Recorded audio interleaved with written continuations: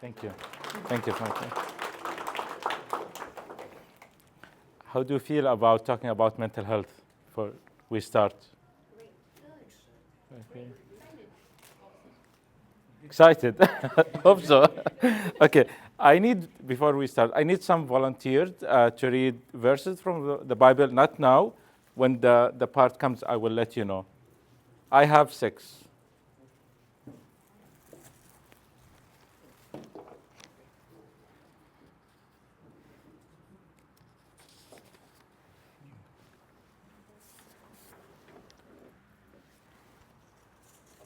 Three more.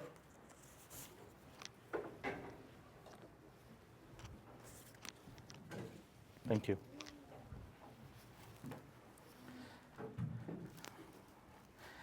Okay. First, I'm very happy and delighted to be here with you and talk about the topic of mental health. And thank you all for having me and coming from different areas. So today we are trying to cover this topic because again, we are a youth group and I'm a priest. We are all Catholics. So we're trying to cover it from the integration point of view between mental health, psychology, and the spiritual life and faith. So it's going to be combined between the two topics because I think it's, as all of you are involved in the church in a different way, and that means that you have a spiritual life. And also we are humans.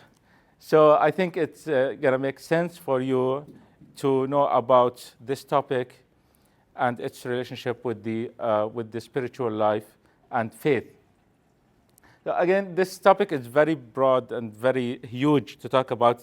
We can't cover it in this talk, the hour that we have.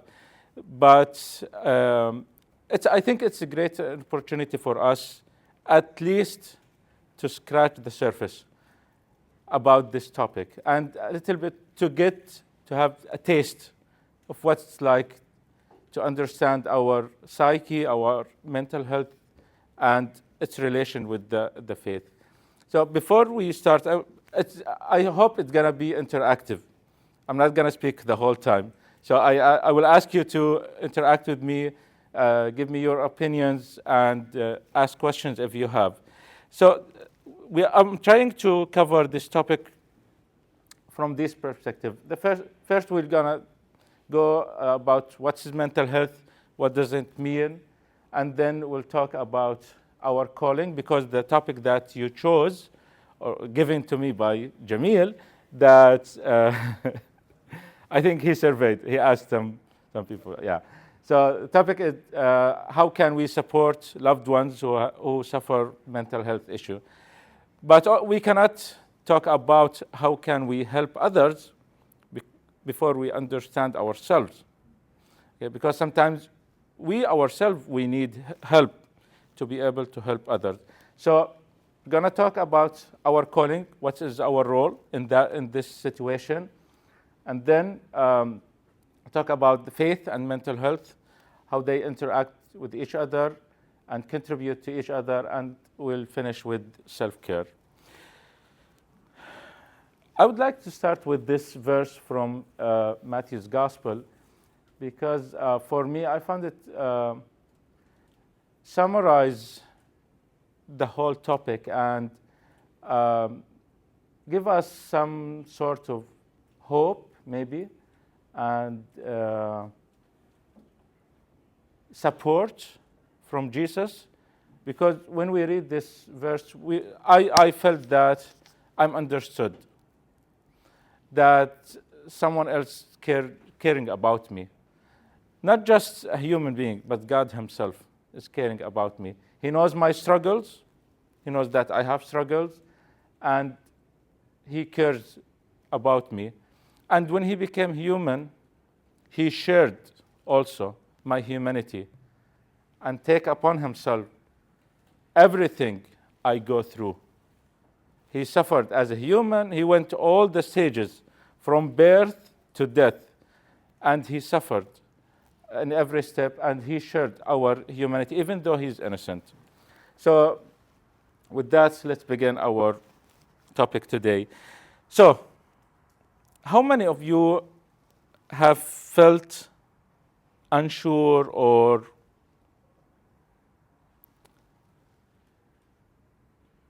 about someone that came to you and talked about something bothering them, and you felt unsure what to say or what to do in this situation?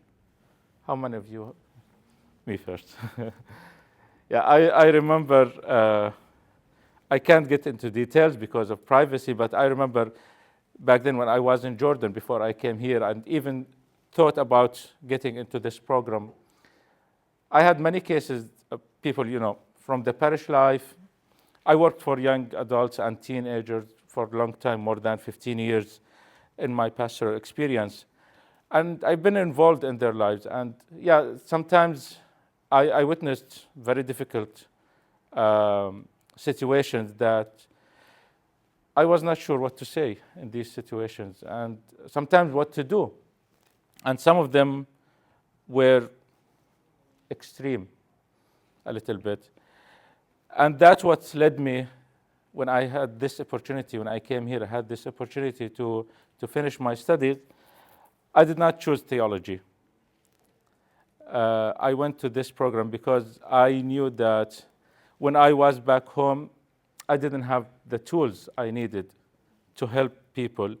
And, Jordan, Middle East, I think, and also in my school, I learned that many parts of the world, they suffer from this stigma about mental health and the taboo around mental health. So my mission is trying to break the stigma and spread awareness about mental health.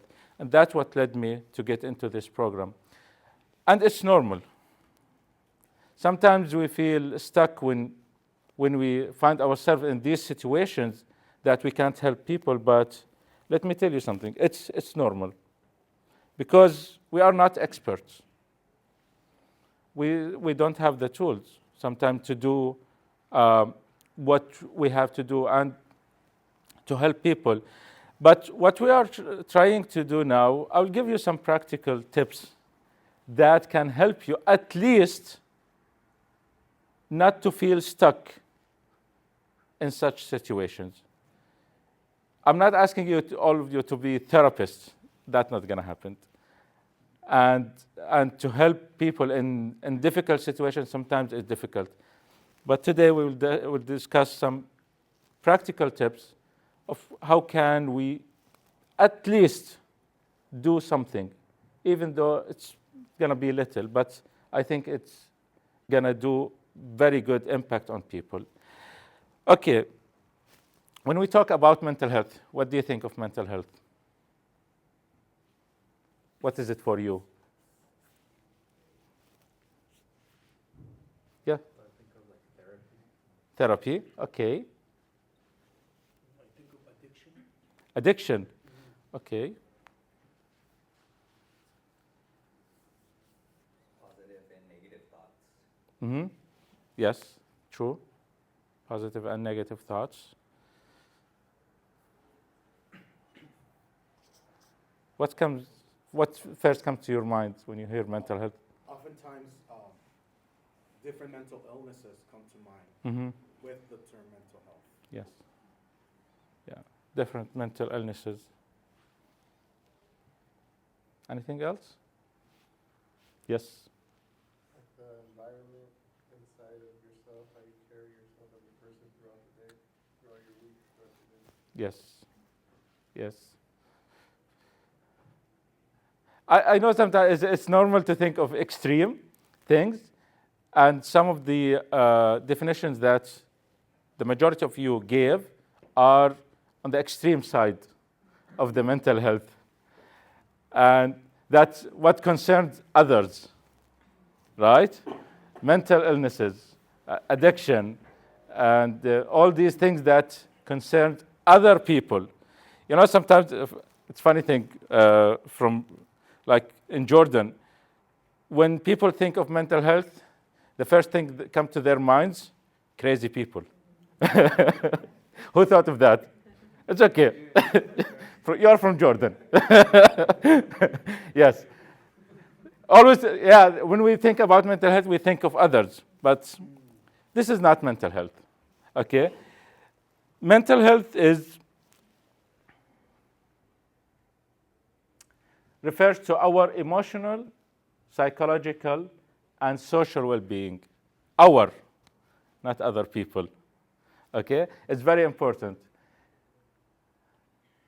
It affects how we think, how we feel, and how we act. This is simply put the definition of mental health. Yes, addiction is part of mental health. Mental illnesses. Today, here in the US, they prefer to use disorders instead of illness. They sometimes, yeah, because the word illness sometimes carries this stigma, and many people try to avoid it. But now they are trying to use disorder instead of mental illness. But again, it's mental illness. But again, it's our well-being. And mental health doesn't mean that there is something wrong with me. Because we all have emotions, right? All of us have emotions. All of us have relationships with each other. And all of us have thoughts. So in order for us to be human beings, we have to have all these things. And to be able to function correctly in our lives, these three aspects, they have to work with each other, because we cannot separate any of them. Because if we are emotionally weak, that doesn't mean that there is something wrong with us. Okay? If we are, let's say, sad, okay, that affects our relationships with each other, right?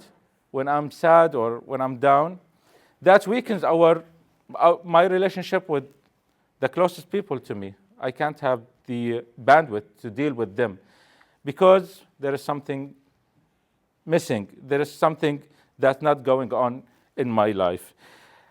And I don't know if that will shock you, but you know that 1 of 5 people suffer from mental health challenge in their lives.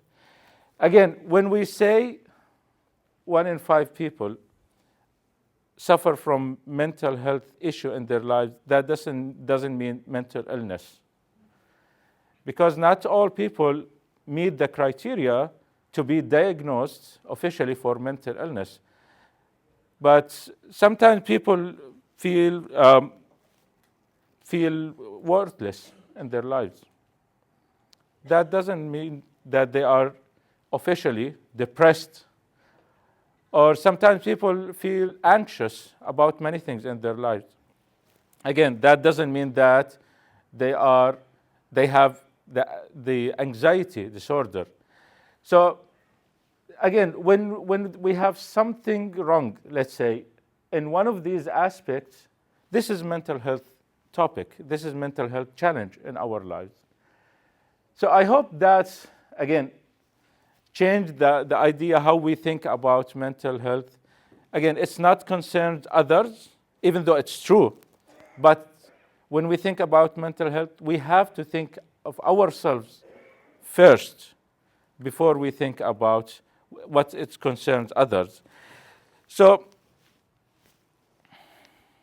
there are, again, the 3 components of mental health. Emotional, we talked about it. So how we manage our emotions, it's very important to think about it, how we manage our emotions. Give you an example for that. Or anybody can give me an example for that. This is one of the things, emotions and our emotions. Just simple example. I give you just an example. Or maybe an experience, if you would like to share an experience in your life.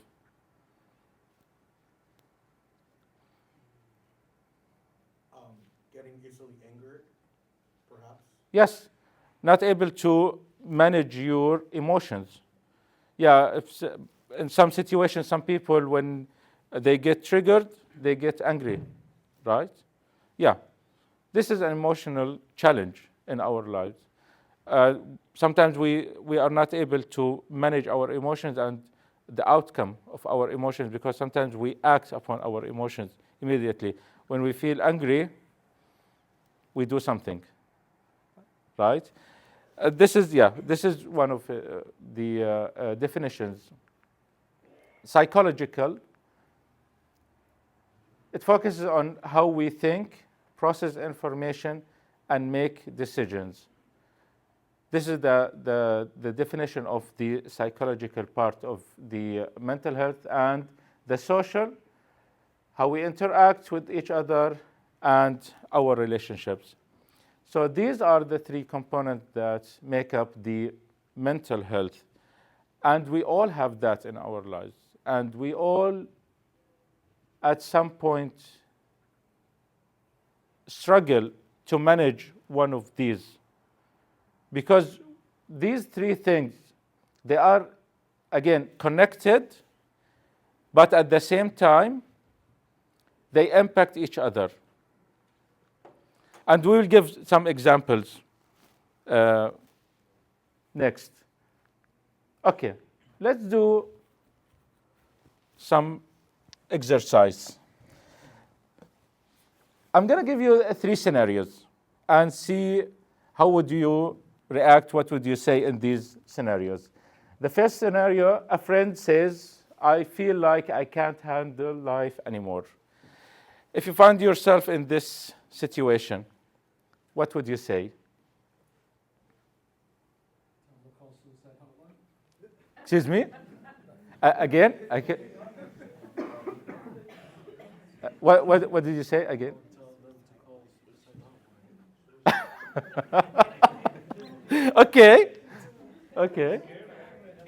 Okay. Yes, sister. I would say, do you want to tell me about it? Uh-huh. Okay. I mean, I know what. Yes. Yeah? Want to talk about it? Okay. What else? Don't be afraid. There is no right and wrong. Although that phrase is not, sometimes it doesn't seem too serious. Because I can use that, I feel like I can't handle life anymore because there's too much workload in my class. Yes. Yeah. So, I don't know. So, like again, what would your reaction to this? I think my reaction Situation. would be like, this guy is just stressed out. But it's not like super urgent, like, Yes. he's going to take his own life.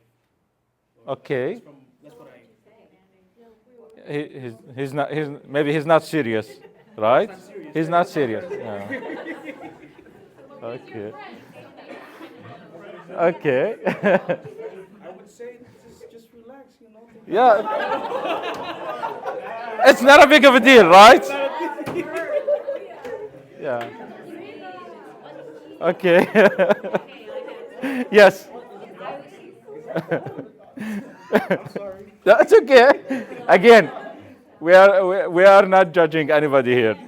So yeah, sometimes again, these are real life situations. Real life situations. Sometimes again, I don't want to think about what's the ideal answer that I would say. No, because sometimes we don't have time to think about what is the ideal, and sometimes we don't know what is the ideal answer that we have to give.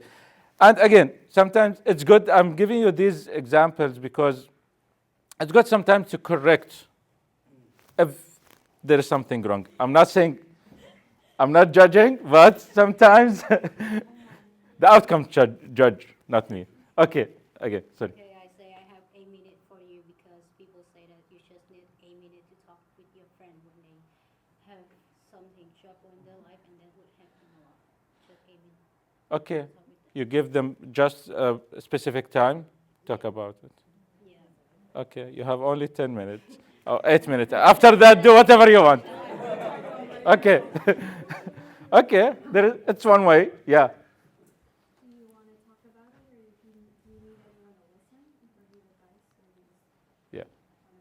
Okay, you want to talk about it? Yes? I would say, like, what kind of aspects in your life can't you handle on your own? Okay. Okay. Having been someone that has had mental illness and someone that's aware of mental health, I would,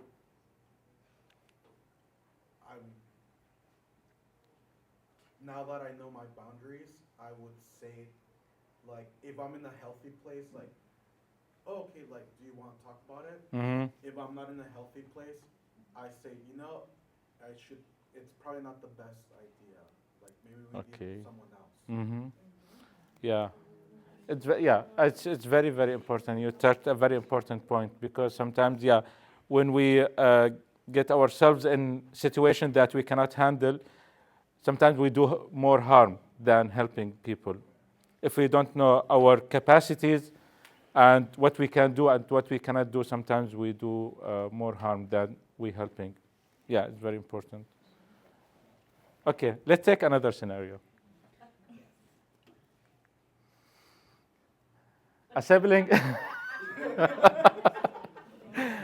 isolate themselves and avoid family interactions. What's your first reaction to that? Or what's your reaction to that? Yes? I mean, I would say give them some time first. Like, give them space first. Okay. Like, and see.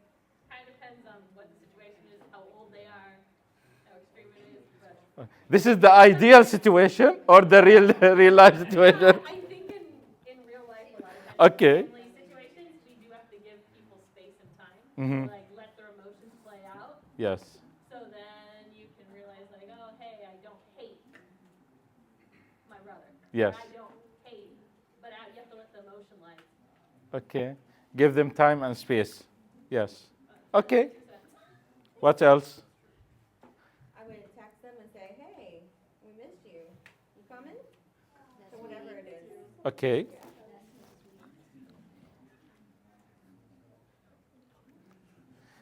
Yes. I would maybe ask other family and maybe ask them like what they think is going on with the family member. Okay. Maybe they know something that I don't. Uh-huh. Okay. Yes. Yes. I mean, I stay with them time and space, but I will let them know that I will be there whenever they need. Okay.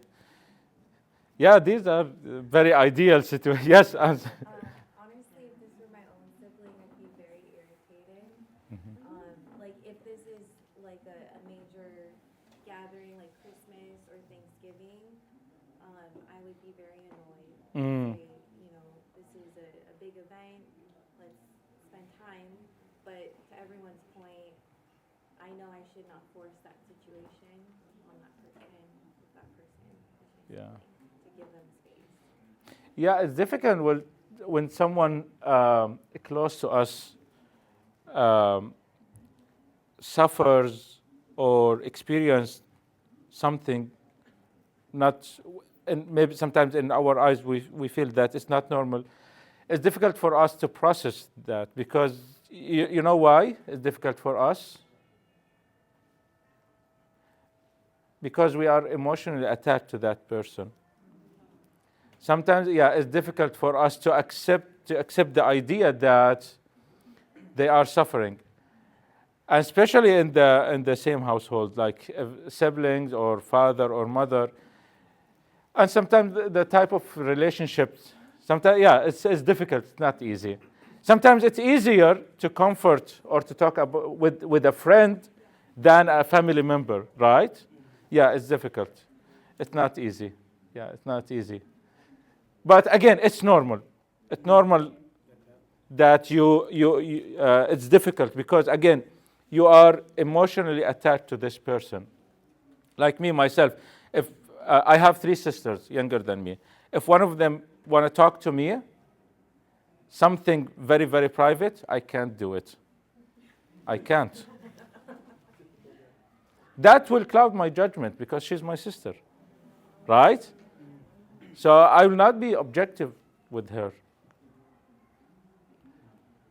Sometimes they talk to me about things, but I have to discern what are the things that I can get myself into and the things that, no, avoid talking about them because, again, they are my sisters.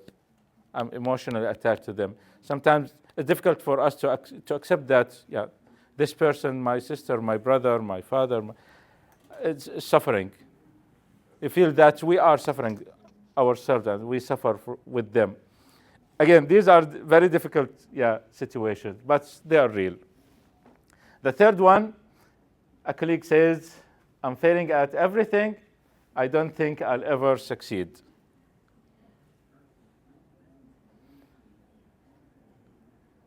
Have you ever find yourself in such situation? Sorry, blocking you. Again, what would you say? Yes. I think it's maybe somebody who is like striving for perfection and reminding them, yeah, you don't have to be perfect, it's okay, and then reminding them of what they have accomplished. Yes. Okay. Yeah, reminding them that they are not perfect, we are not perfect, and reminding them of the things that they already accomplished. Right. That perfectionism Yes. is not good. Yes. Yeah. Perfect. They're not perfect. Like you're not perfect. I would feel so bad saying that. Yeah. It's like We are human. Again, we are not perfect. Yeah. But reminding them that, yeah, okay. I would say it's okay to fail. Because you learn. It's okay. Again, No, I said it's okay to fail at life. it's okay to feel. To fail. To fail. Oh, it's okay to fail. Yes. Learn from your mistake. Yeah. You're very strict. You're very strict. I'm strict. Yes, you are. That's good. Okay. Okay, let's try to reverse it a little bit. Again, we are not judging, okay? We are trying to learn. But again, from the answer that you answered, if we switch that you are the person that is suffering and your friend gave you the answer that you give, what would that make you feel? How would that make you feel?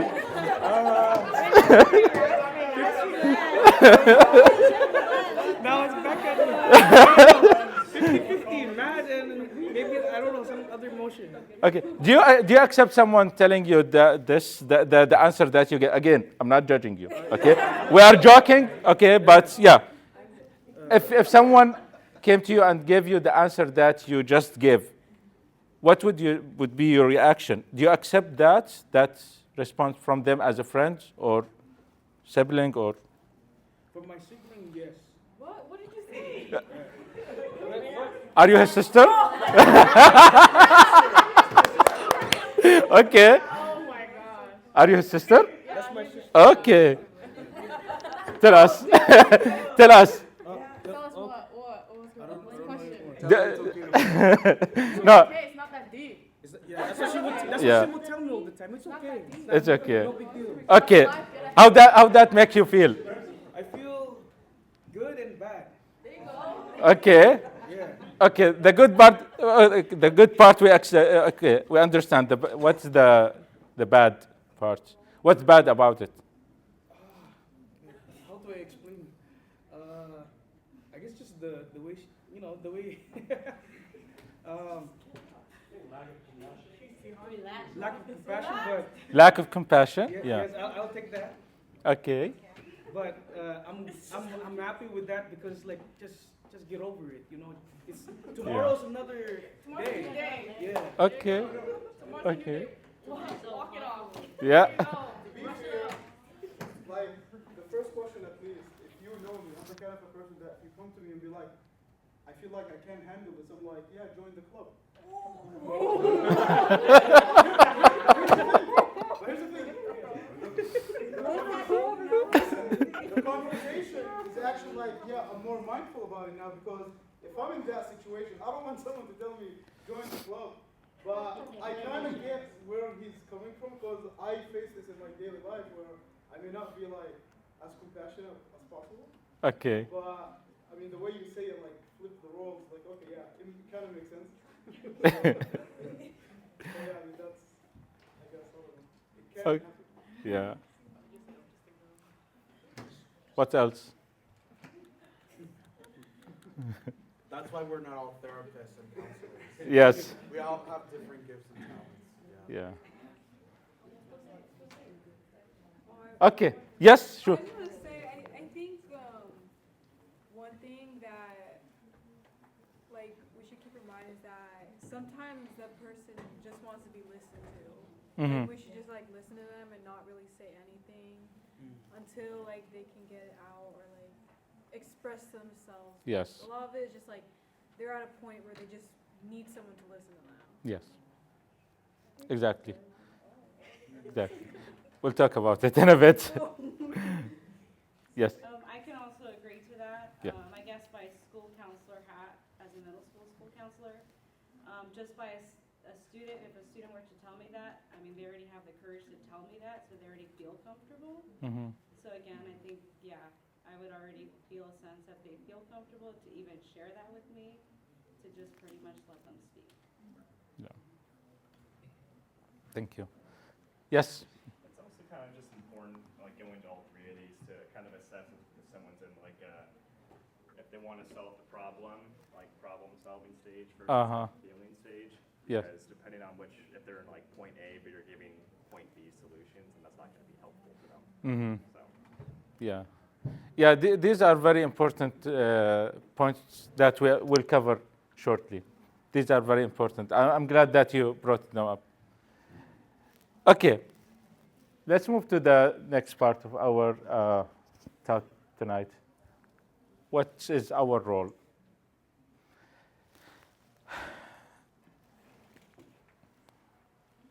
I would say the most important thing that we don't know how to do to just be present. That's what you said simply. Sometimes we think that we have to fix their problems immediately. Sometimes we jump. When someone comes to me and they're talking about something that's going on in their lives, our first reaction, okay, how can we fix that, right? Do you know why sometimes we take this step very early? I have a theory. It's not based on science, but it's my theory from my experience. I don't know if there are studies that back up my theory, but it's my theory. But I would like to hear from you. Why sometimes find yourself in this situation that, yeah, immediately I'm trying to fix what's going on, fix the situation. Why is that? Excuse me? To get over it. Get over it? Get it done. Yes. Okay. Because you don't want to see that person hurting, and you want to help them right away as soon as possible. Yes. Okay. You don't want to see this person suffering. Yeah. I think because it's uncomfortable. Mm-hmm. I think it's because it's uncomfortable. For Me. yes. Yeah. This is my theory, that combines both of your points.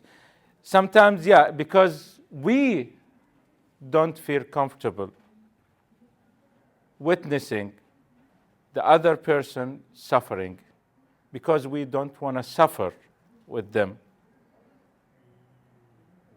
So we try to ease ourselves, like first help ourselves first, because when we try to make ourselves get in control, like we have control over the situation, that help us first.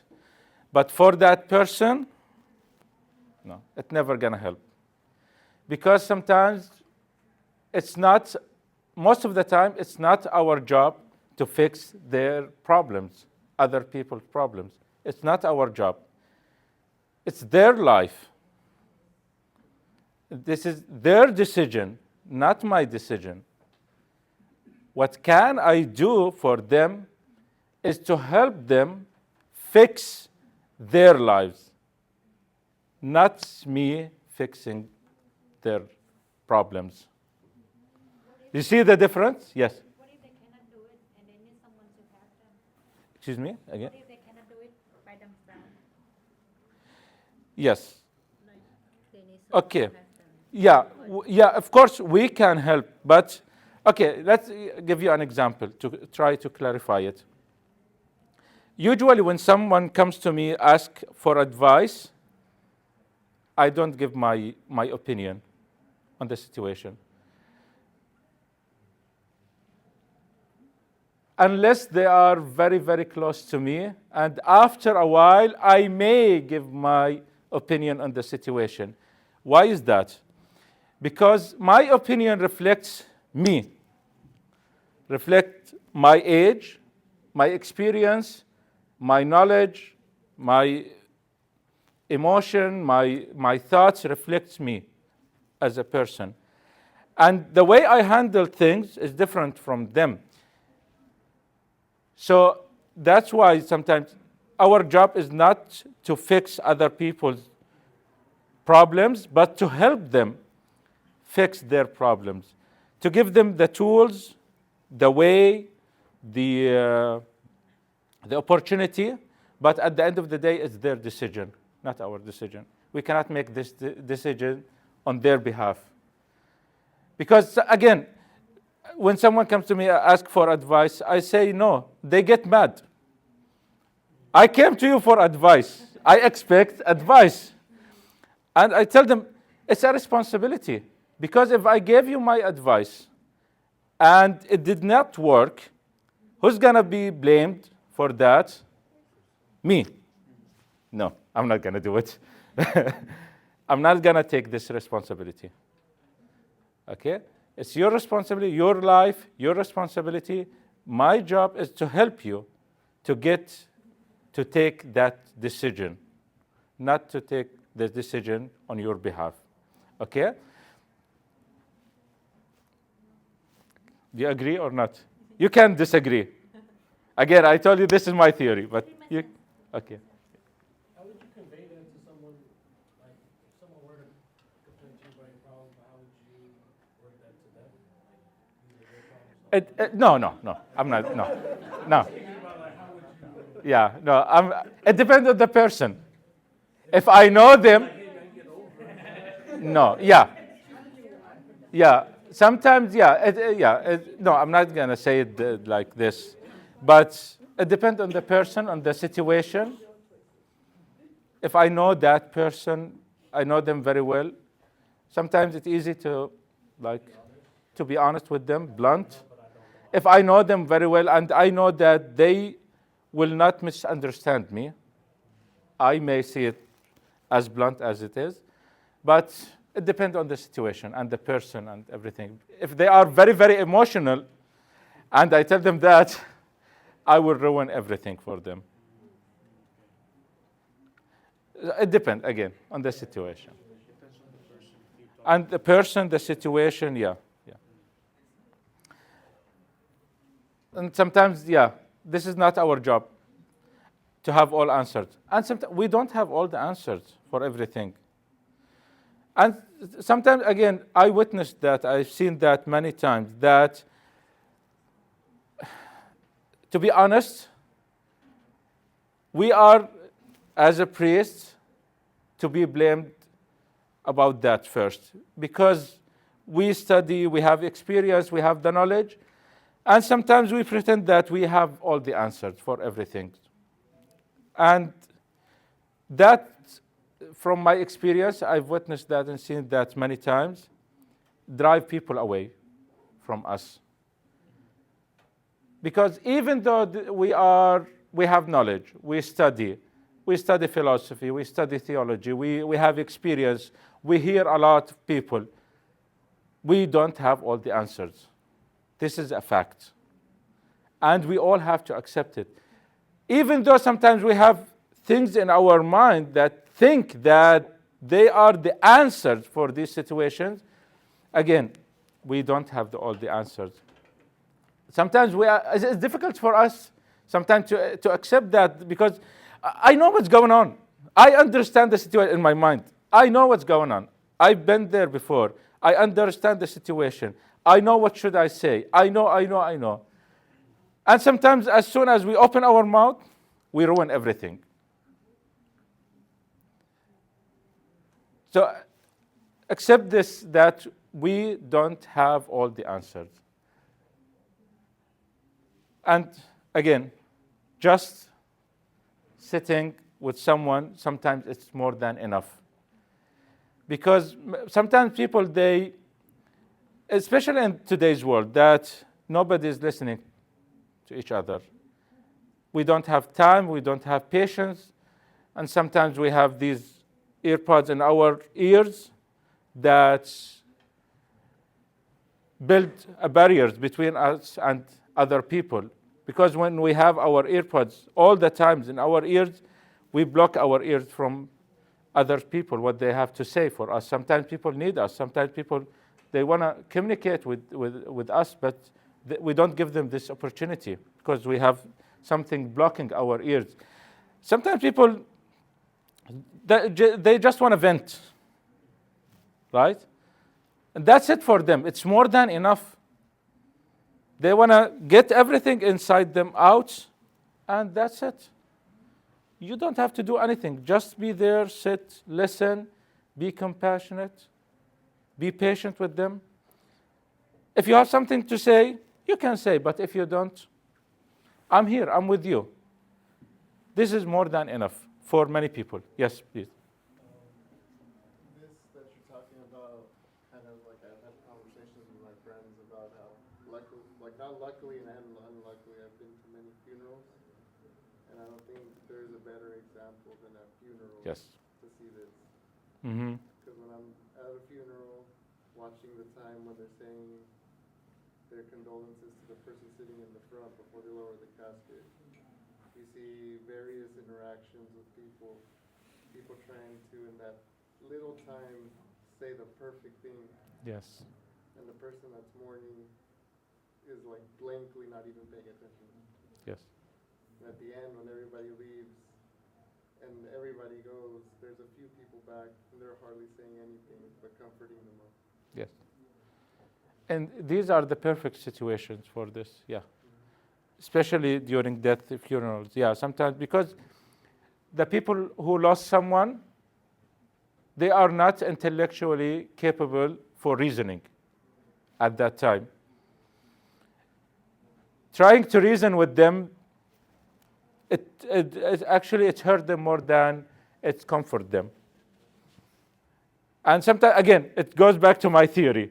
Because we can't handle seeing other people suffering, we want to comfort ourselves. But sometimes, yes, just to be present, it's more than enough. And actually, it helps more.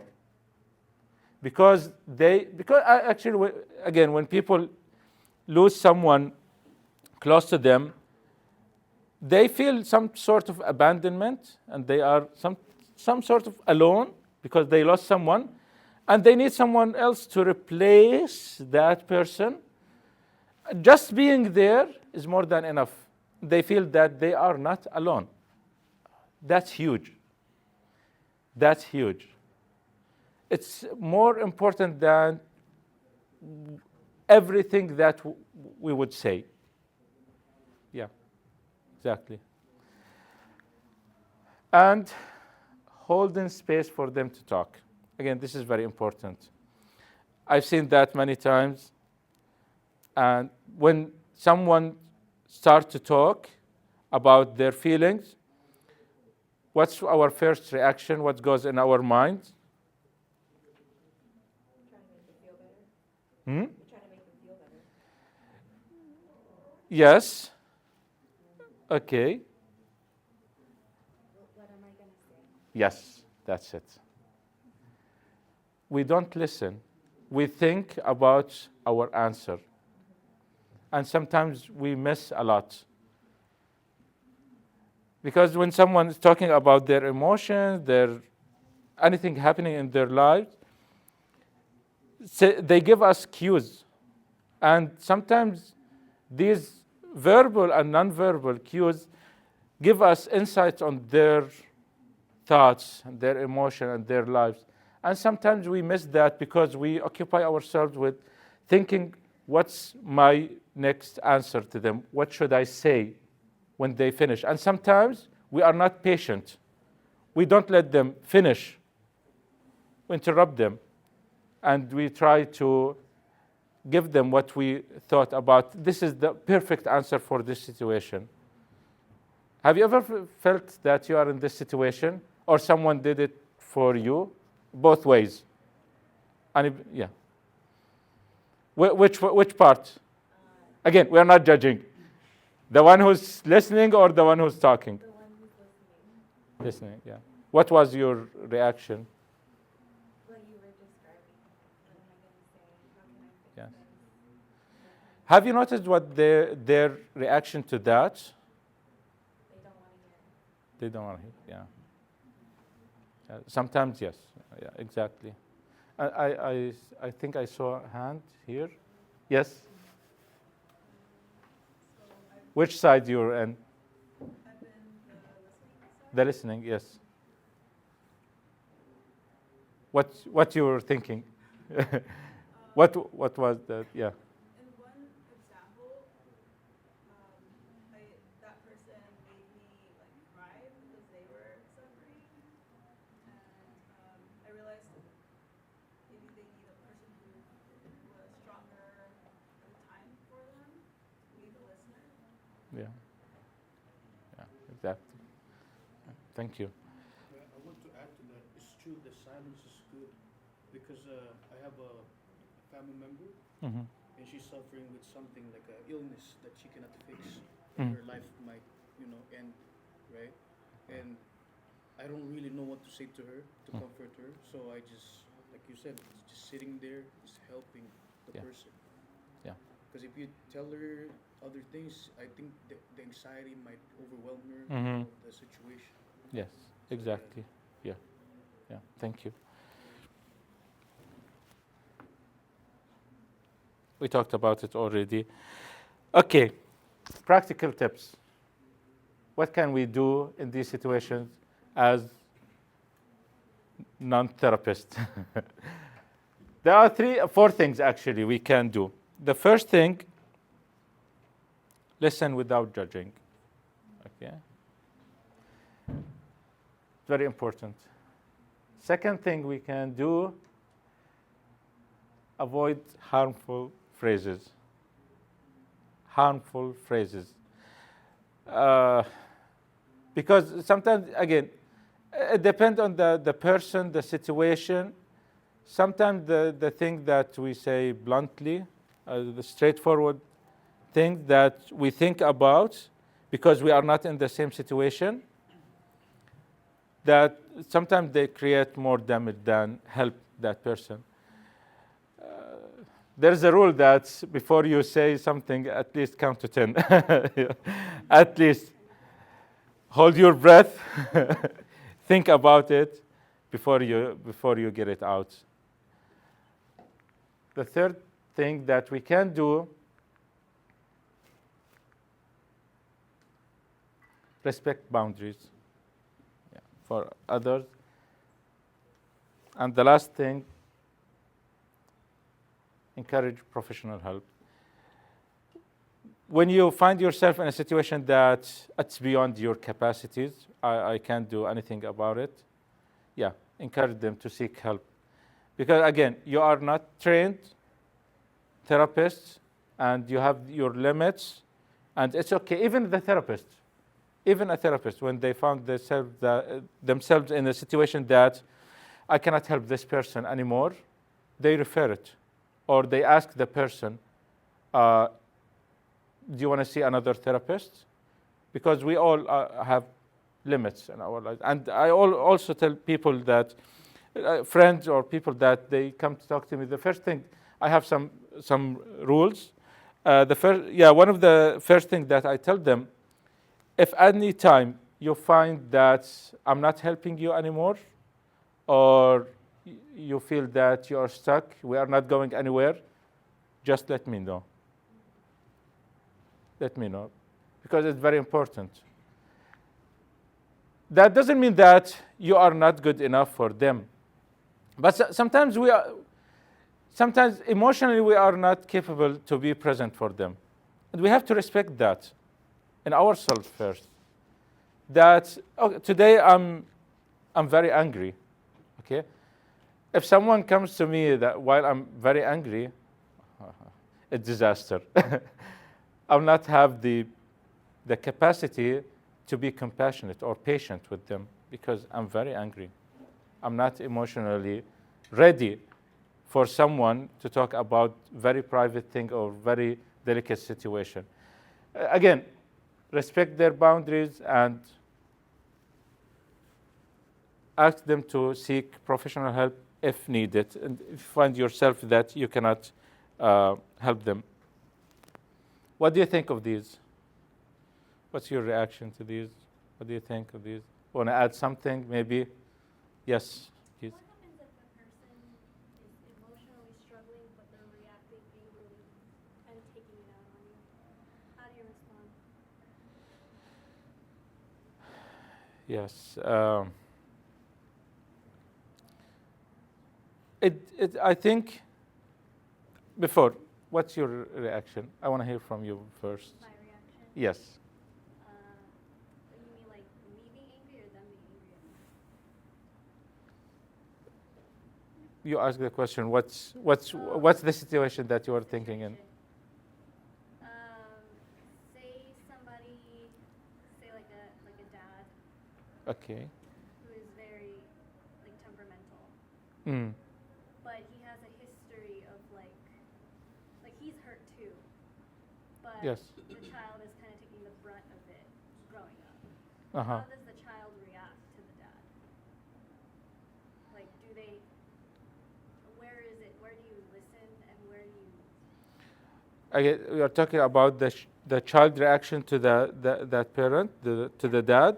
Or maybe like a spouse to the dad, or like when someone is angry, Yes. period, and then the people that are close to them are always experiencing. because there's a sad reaction, right? People can be like, they can say like, I can't take life anymore, but then they can react in a way that's very aggressive. Yeah. Yeah. I would say, and if in these situations, I would say to encourage them to seek professional help, because sometimes if these reactions continue to exist and progress with time, there is underlying cause for it. There is something behind it, because our emotions are not the cause; they are the result of something underlying them. So sometimes to find out this cause is difficult sometimes for you. I think it depends on the situation. If there is abuse in the situation, some sort of abuse or violence, I think that definitely they should see someone else, or maybe the police must get involved or something, depend on the situation.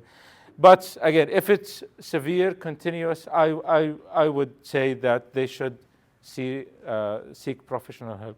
Sometimes it's difficult. They don't accept. If you tell someone, yeah, you should see a doctor, oh, nothing wrong with me.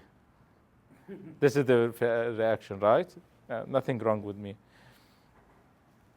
But yeah, it's not easy. Yeah. I have a thought about that. Like, imagine if I was in that situation and someone was angry and lashing out at me. The respect boundaries, it goes both ways. So Yes. it's affecting the person's boundary that is struggling, but also my own. So if someone is like lashing out at me and abusing me in some kind of way verbally, or doing something to intimidate me or make me feel unsafe, I would do my best to respect my own boundaries, Yes. my own safety. Yes. And whether it be encouraging professional help or removing myself from that situation, Yes. or letting them know I'm not okay. I know you're hurting, and I'm not okay with you speaking to me that way. Yes. Yeah. Yeah, it's very important. Again, yeah, sometimes it's not selfish to take care of yourself in these type of situations, or in any situation. Setting boundaries, it's for us and for them. And when the situation gets to the point that harm us, yes, we have to set boundaries sometimes, yeah. And sometimes it depends again on the situation. Sometimes we have to set clear boundaries. We have to be very clear about them. Stop, you have to stop that. I can't take it anymore. You have to stop that. Sometimes they are gentle, very respectful, but in other situations, sometimes yes. In order to protect ourselves, sometimes we have to set boundaries. Doing about how much time do we have? No, how much time do we have more? Oh, okay, no, we'll finish. I think less than that. Okay. Mental health and faith.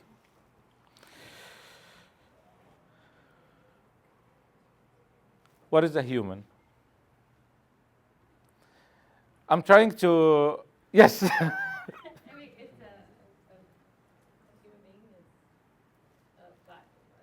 God's creature with a body and a soul, so it's a spiritual, material. Yes. Unity, person. Exactly. Yes. Yeah, this is where I'm going. I'm trying to define it from the mental health perspective, and this perspective. Yeah, the human being is.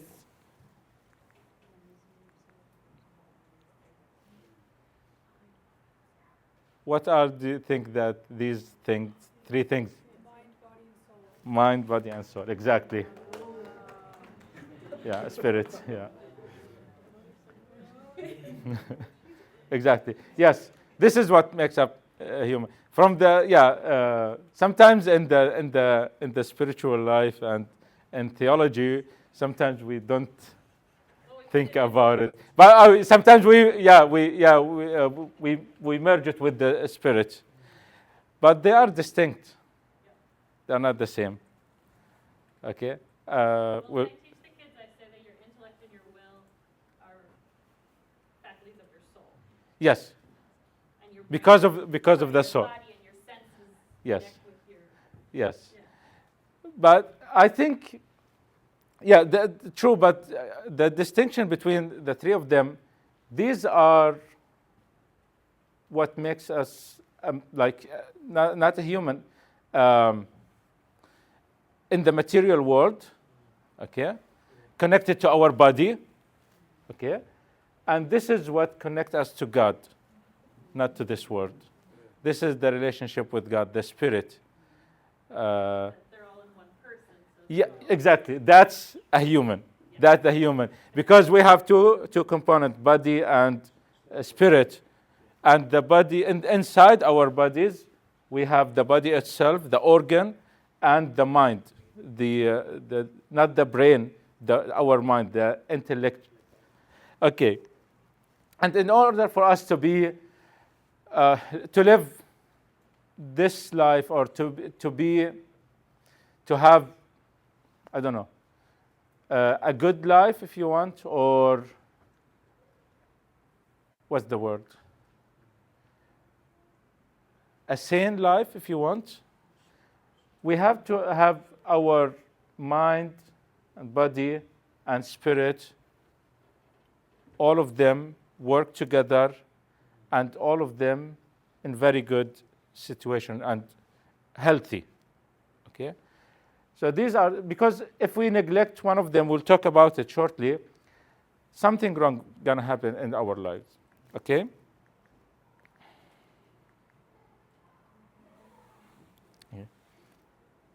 How do they contribute to each other? So this is based on studies, science, actually, not just a spiritual perspective, but this is science. And there are a lot of studies that connect our mind to our bodies, and our spiritual life to our bodies and our mind. So first, if we find ourselves in a stressful situation, that affects our physical health. Do you know that? How many of you knew that before? Yeah. I think we all notice it, but we don't have the word to describe it or the knowledge that, oh, that is it. Let me give you an example.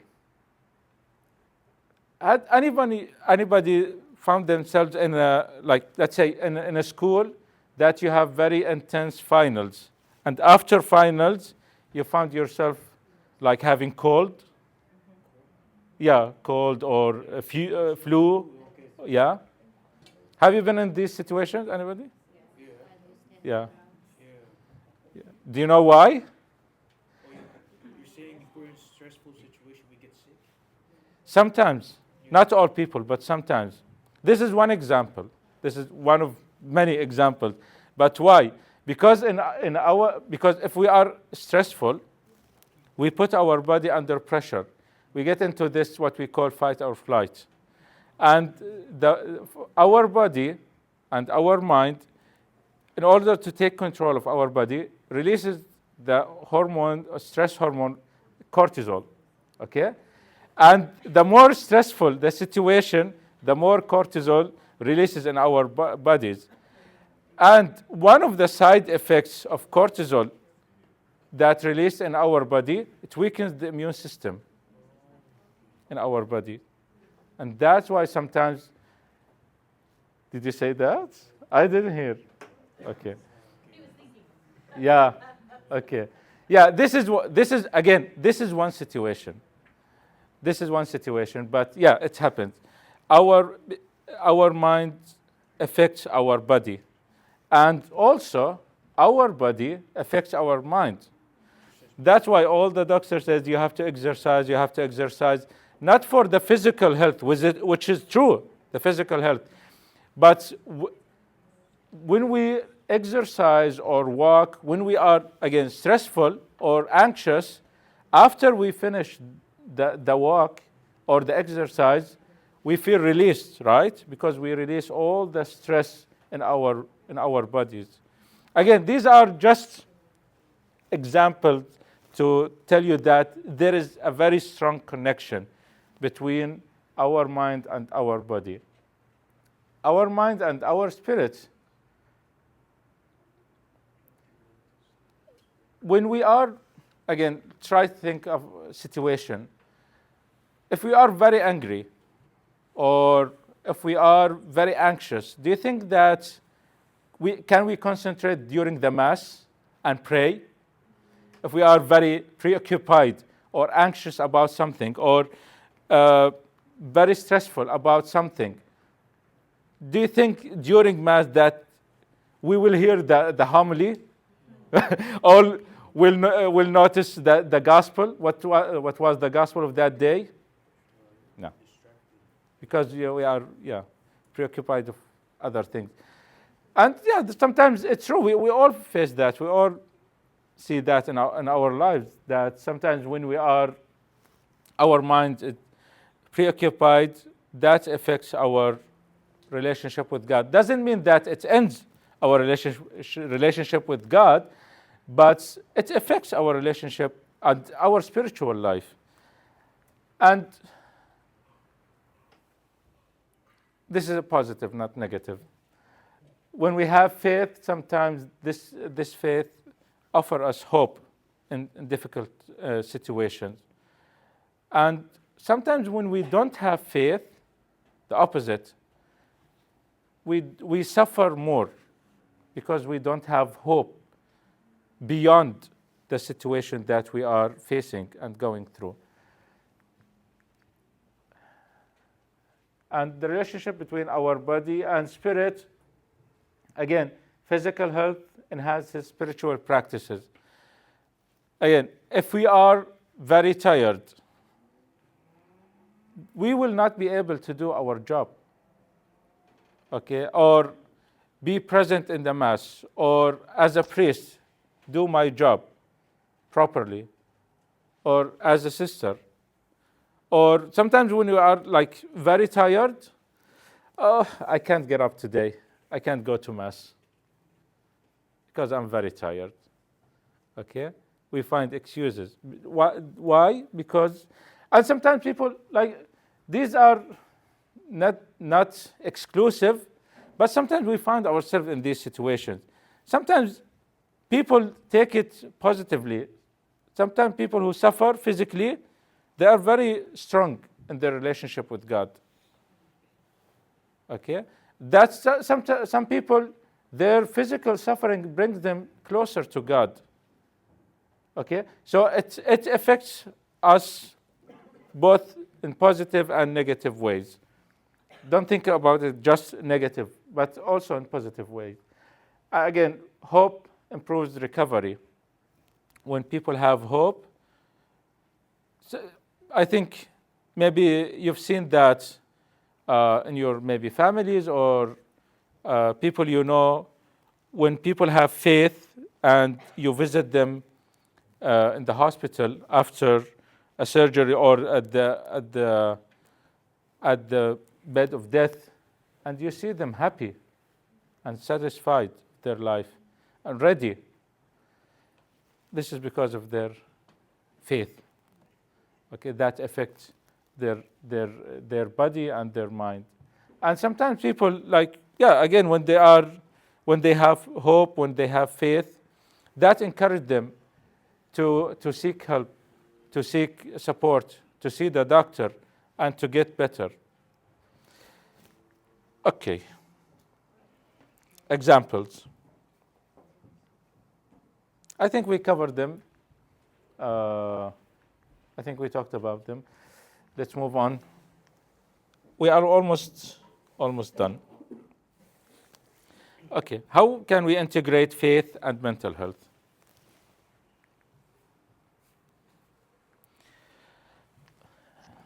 Faith as a source of strength. Yeah.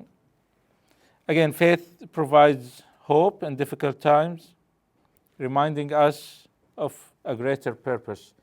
This is the faith and spiritual life connect us with God beyond our physical world that we live in, because sometimes we see everything dark in this life.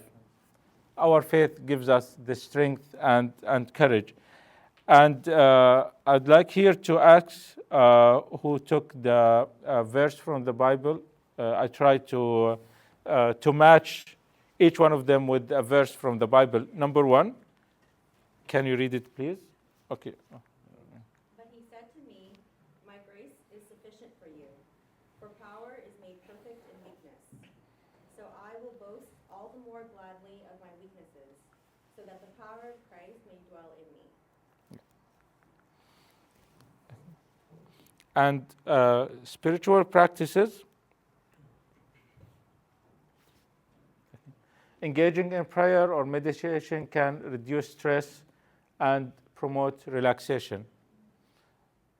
Yeah, there is many studies during COVID found out that people who kept going to church during COVID, especially during COVID, because during COVID and after COVID, there was a spike in the mental health disorders. Many people suffered from depression and anxiety. But there were studies that shows that people who kept going to church and practice all spiritual practices, they did not suffer from anxiety and depression, or the numbers were very, very low compared to people who stayed at home, never attended church, never have communities, never practiced their faith. This is scientific. This is not only religious, but this is scientific. So the verse is number 2. Yes. Do not be anxious about anything, but in every situation, by prayer and petition with thanksgiving, present your requests to God, and the peace of God, which transcends all understanding, will guard your hearts and your minds in Christ Jesus. Addressing mental health challenging through faith. It's very important.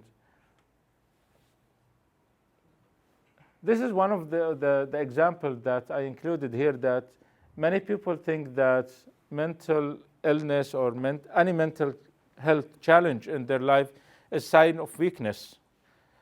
And there's a misconception that we'll talk about it at the last one, but it's normal. It's normal. Again, it's part of our human nature. There's nothing wrong with anyone who suffers from either mental illness or mental challenge in their lives. And that doesn't make them less faithful or less human. And what's the verse is related to that, number 3, please? So do not fear, for I am with you. Do not be dismayed, for I am your God. I will strengthen you and help you. I will uphold you with my righteous right hand. Yeah. Even God doesn't abandon us in our difficult times. Number 4, faith-based coping mechanisms. It's very important how we can integrate spiritual life with mental health.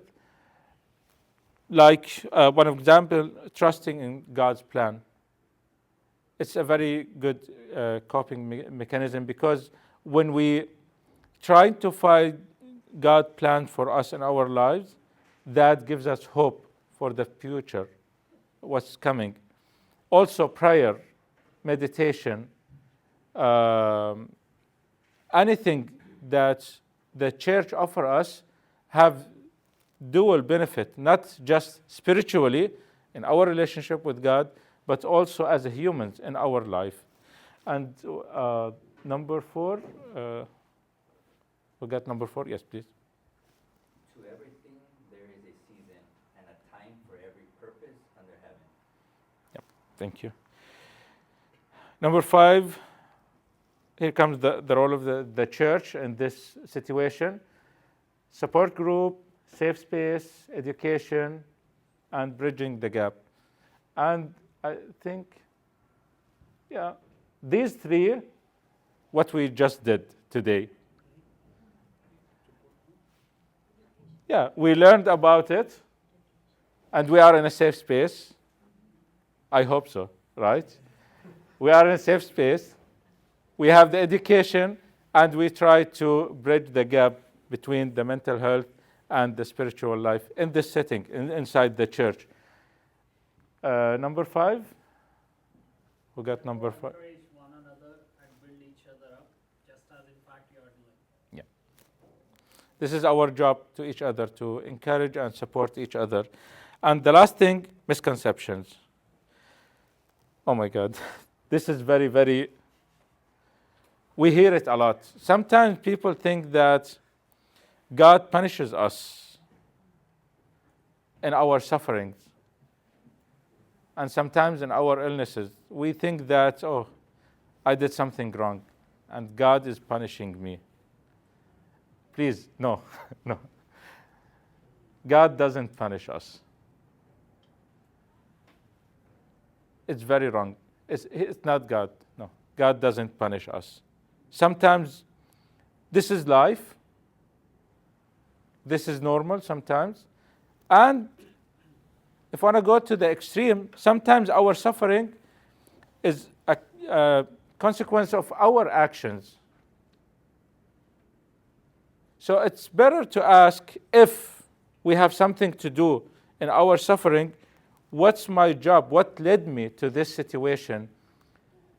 Before blaming God for our sufferings. We heard from the Bible all these verses that talk about how God is compassionate, God with us, God supporting us, that God have planned for us. But no, this is very wrong. Our sufferings are not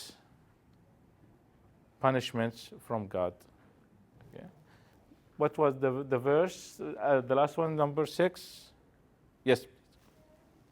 For I am convinced that neither death nor life, neither angels nor demons, neither the present nor the future, nor any powers, neither height nor depth, nor anything else in all creation, will be able to separate us from the love of God that is in Christ Jesus our Lord. Thank you. what's your reactions, thoughts about these 6 integrations between faith and mental health? Well, I have a question. Yes. For the mental health, not a sin, lack of faith, punishment from God. Yeah, is that the word? Is the word for that scrupulosity? Is that how you say it? Is that what you call being scrupulous? The one of the third one. The third one. Yes. Yeah. Yes. Is that what you call scrupulous? I'm not sure. I'm not with the term. No. No, what does it mean? Scrupulosity is linked more to anxiety or OCD. What is that? Again? Like being scrupulous. Like Stupid? No, Yeah. not No. stupid. No. Scrupulous. Am I saying that word? The English word? Religious scrupulosity. When you overthink everything, is this a sin? Is that a sin? Oh. That's different. Oh, okay. Yeah, I think it falls into this category. Yeah. Yeah, I think it falls. I'm gonna. Okay. I don't think I'm covered. But it's very important. Yeah. I want to say something about it. As a human being, we are allowed to have feelings. Okay? Having feelings is nothing wrong. Even the negative feelings are not bad. Being angry doesn't make you a bad person. And being angry, it's not a sin. I hear it all the time. No. No. I hear it all the time. Because if you are angry, something made you angry. Right? And it is a legitimate emotion. Nothing wrong with being angry or being sad. But again, what's wrong, what's sin, is to act upon it, not have it in the first place. Because if I piss you, you have the right to be angry. It's not a sin. But if you act upon it, take revenge, this is something else. That's when it becomes a sin. Yes. But having emotions, it's not a sin. Regardless of what kind of emotion or experience or a thought, even thoughts. Sometimes, like people, especially in confession, they talk about their thoughts and they think that, oh, this thought came to my mind, this is a sin. No, it's not a sin. Because sometimes we don't have control of the things that come to our minds, or the thought that comes to our minds. Yes, sometimes we have responsibility, because if you all the time search how to kill someone, I don't want to give other examples, okay? And you have this thought when someone made you angry, oh, this is your responsibility, because you thought about it. You allowed yourself in your conscious with decision to think about this idea, even though at that moment you did not think about it with conscious, but you put this idea in your mind. Okay, it's gonna affect you one way or another. But again, sometimes even though, let's say, the thoughts, sometimes they are not in our control. We cannot control the ideas that come to our mind. We can control if we accept them or reject them.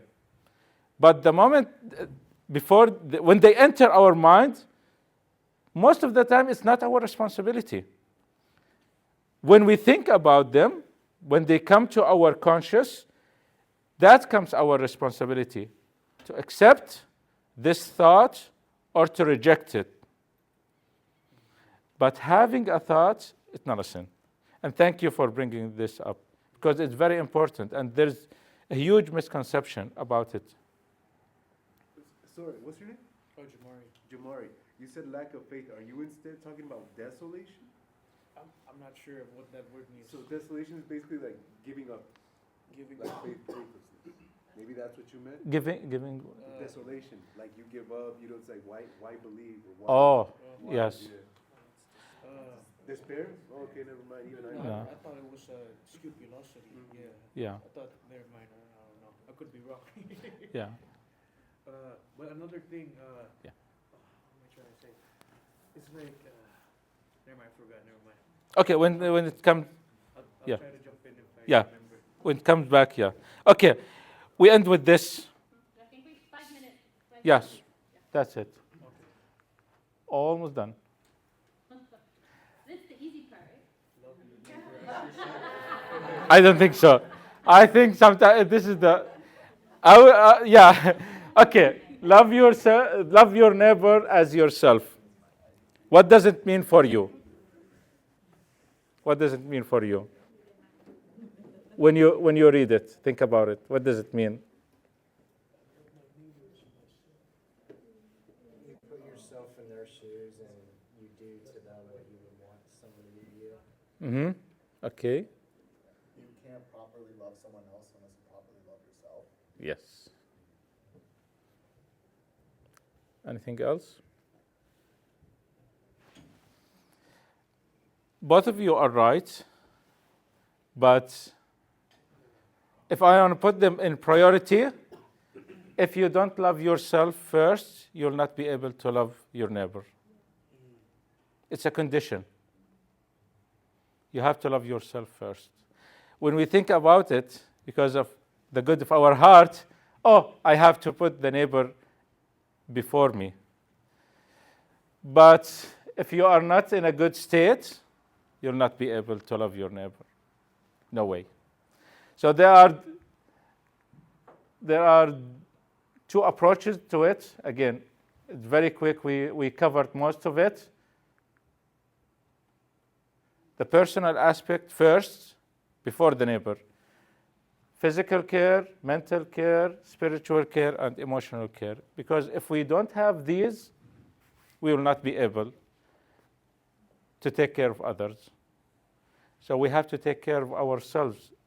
Not in a selfish way, but to take care of ourselves first, to be able to help others. And as a supporter, what we are doing now, we talked about it, we covered it. Educate ourselves if we can. I'll give you a quick example. I know two families, and both of them, they are not related. And in these both families, one of their children suffers from mental disorder. The first family, they accepted that situation and they educated themselves, and that's reflected back on their child. And even though their child suffers with mental health, but they were able to communicate properly with that child, and that child now living his life closely to normal, okay? But the other family, they rejected that situation and they neglected their child, and they did not educate themselves of what their child is suffering from. And after many years, now the child in his, I think, mid-20s, and he's still acting as a child because he was neglected. And the parents did not know how to, they did not understand the situation, and they did not know how to act or deal with their child. And yeah, these are real life situations. Again, setting boundaries when needed, empathy, and again, last one, encouraging professional help. I would end with this. Taking care of yourself is an act of love, enabling you to live with purpose, strength, and the capacity to care for others. Because when you neglect your self-care, you risk burnout, resentment, and a diminished ability to love others. Thank you.